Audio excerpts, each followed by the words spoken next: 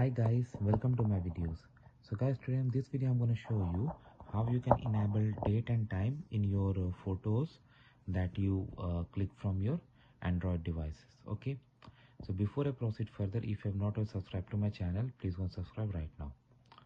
So guys, in front of you this is like Samsung Galaxy S22 Plus, which is an Android device, and I have opened camera. You don't see anything because it's like on the other side it's blind.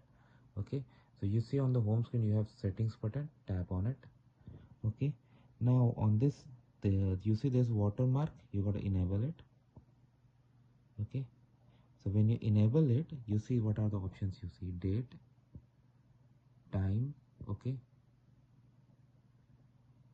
so you can enable it from here. Okay, now any picture I click will have this date and time in the format that I have enabled with.